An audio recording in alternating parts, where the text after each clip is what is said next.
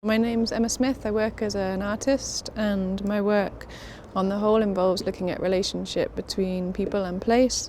Sometimes that's more anthropological or social, sometimes that's looking at histories of location and the relationship between those and current everyday practices, and sometimes it's more scientific, looking at the ways which we're in relationship without maybe realising so.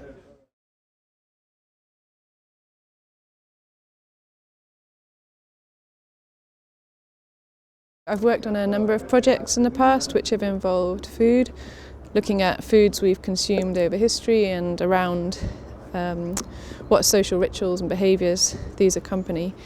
And so this is the first time I've worked with wine as a production process, which throughout its entire manufacturing has a very social element, which sits very much in the context of my practice, which is a social practice and finding ways of bringing people together to discuss topics. And so this will be something that will feed through from the making process now as we harvest and destem together through to the final tasting and event which we will create together.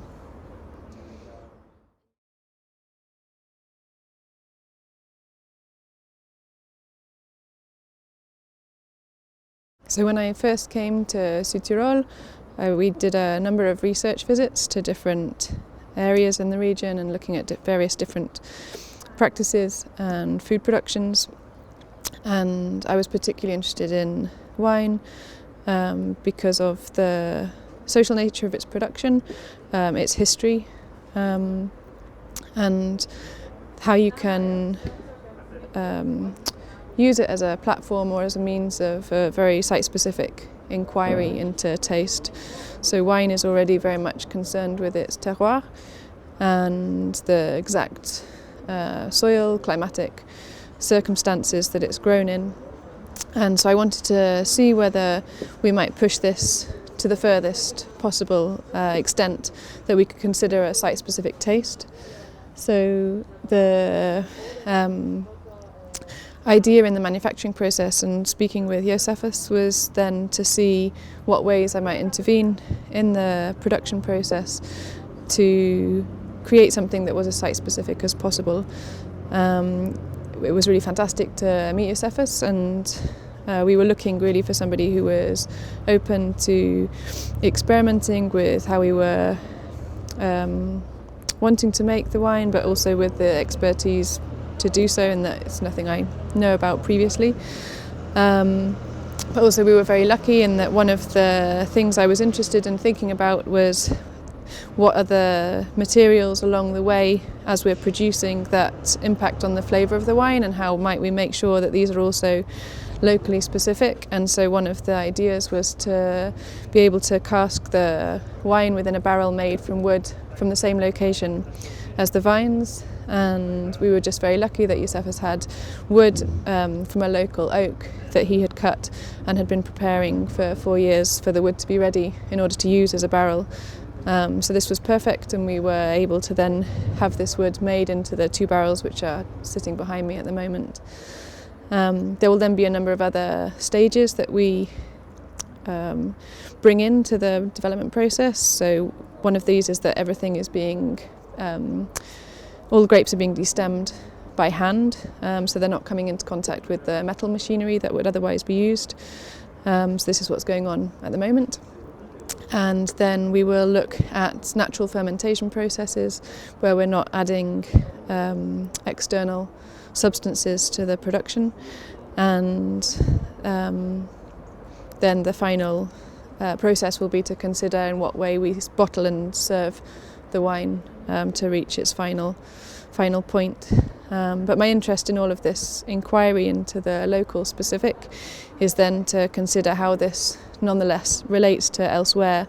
So my interest really was to think, if you can produce something which is truly, or that we might consider to be truly site-specific as a taste, then how might that nonetheless be considered or be made apparent that as part of a long international journey, both across space but also time.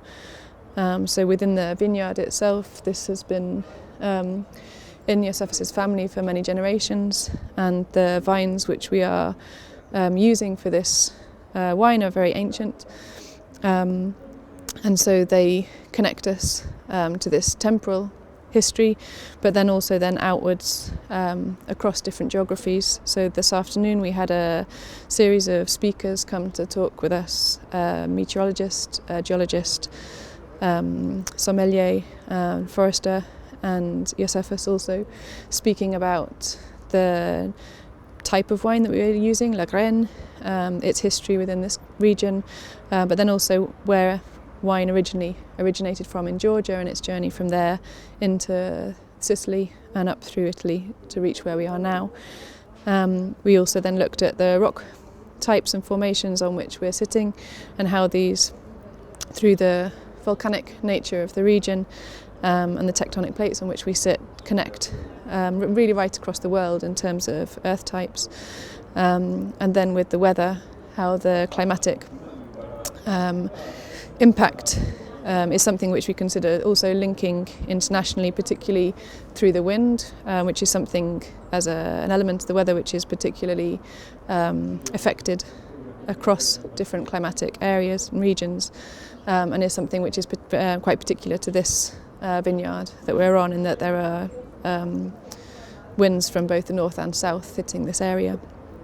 So the idea will be, from these discussions, to map out the ways in which this completely site-specific moment is only possible through these long international journeys over time, but which ultimately will continue after the wine has been produced. So something I like very much about wine is that it also relies on the other in order to exist in its final incantation. So when we taste the wine, which is what we will be doing in our next event, at the first tasting, it's very common to talk about what we're tasting in relation to something which is not the wine itself. So we might talk about the wine tasting of cinnamon or of rose or some other scent or flavour, but these in turn take the wine back outwards on a journey which take it or connect it to many other places. So this is really my kind of interest in the work.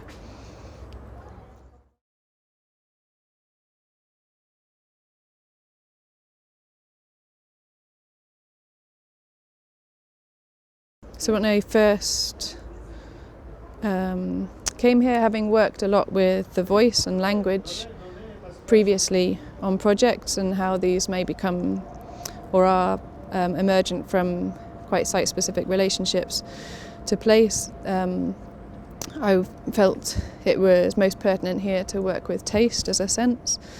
So this was something that was really, for me, the key